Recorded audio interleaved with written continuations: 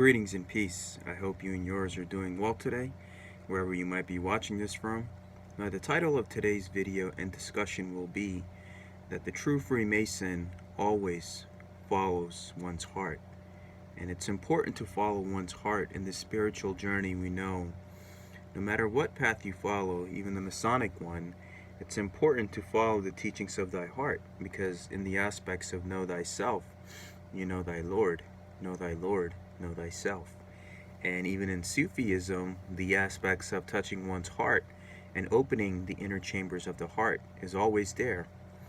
Now, we're always looking at the aspect of who are we, what's my purpose, what's my life, how do I find the answers to all of this. And they do talk about the gut instinct, but they don't talk about the heart and how powerful the heart is in terms of its connections to the mind, to the spiritual and etherical realms, and why the importance of a pure heart is very stressed, not just for Masonic esoteric teachings, but for Sufism and every path that I've seen. The importance of the heart is very much needed.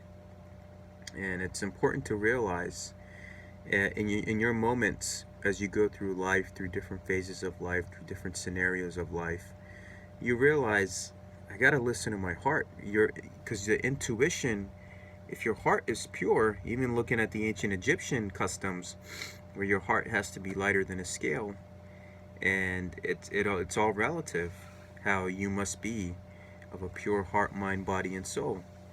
Same thing with a Mason and a Sufi. Where do they first become a Sufi and a Mason? In their hearts.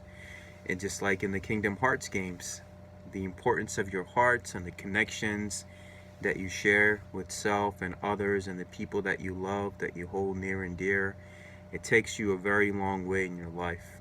And that's very important to realize that. And as you go through your life, you see when you have moments of, what do I do now? How do I handle the specific situation? What is my purpose in all of this? Always listen to your heart. You always have to let your heart be your guiding key. You could be in situations where, let's say, somebody's taking too much of your time, they're draining your energy. Listen to your heart. How should I handle this situation? Listen to the intuition that the divinity puts in your heart. Close your eyes and listen to the intuition and follow that precisely. Trust me, it has never done me wrong so far in my life. For yourself in your Masonic journey, when you're thinking about, what do I study, what do I join now, where do I travel to next, or how do I continue this expansion of self-mastery, because ultimately it's all about mastery of the self. That's exactly what it is. You're chipping away at your rough ashlar until it becomes a smooth ashlar. So anytime you're in moments where you have to make a decision, think, breathe, meditate deeply, think, what do I do? Follow your heart. The importance of following one's heart for the Sufi and Masonic path is very important. I know the Sufi master Baba Muhayyuddin, he also stressed the fact that the inner chambers of the heart can be opened if the Sufi looks deeply enough. And if you recite surahs from the Holy Quran a certain number of times for a certain number of days, and it's about the consistency and it's about the intent. So just like what Baba said from the Sufi point of view, and plus the intent for the Masonic path, for any path that you follow, to basically gain mastery of the self and to make that connection with the elements and the universe around you and God, in whichever way you perceive that divinity. It's all about finding that oneness within, that singularity knowing everything in your life, all the things that you were meant to do, people that you were meant to see, places that you were meant to go. Nothing in your life was by coincidence. It was all there to guide you, shape you, and just make you into the individual you were meant to become. And anytime you were in situations where you needed guidance, there was always that inner voice. No, do this. No, do it that way. Do it that way. So that inner voice, because we're also dealing with light and darkness. So light and darkness, and that battle rages on in all races, religions, communities, and groups of the world, including those voices that you hear in your head as well. or some will be the voices and agendas of the agents of chaos trying to deviate you away from your path, while that voice of the heart will tell you how to handle your situations properly. And that's the voice you have to tap into and listen to. Find out, what is this, all of this in the grand scheme of things, and realize, who am I? What do I stand for? What do I need to do? What is my purpose with this place that I've been placed in? Of all the places on earth, why am I placed in this specific area? Think about that.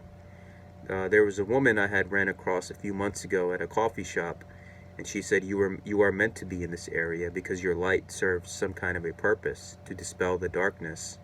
So just your presence alone, the light of your heart alone, can make a difference. If you're thinking you're not serving a purpose, just you being placed and your presence being placed in some venue, organization, place, city, town, etc., will make all the difference in the grand scheme of things between the light and the dark.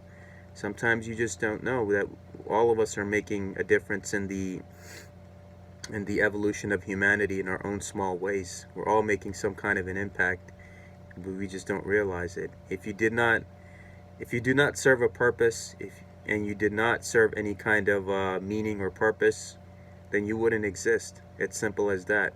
You only exist if you serve some kind of purpose, right? And that's be grateful about your existence and who you are and what you stand for, and your self-esteem, about your identity and the things that you're meant to do, places that you're meant to go, all the things in this beautiful journey called life, ups and downs, challenges and rewards.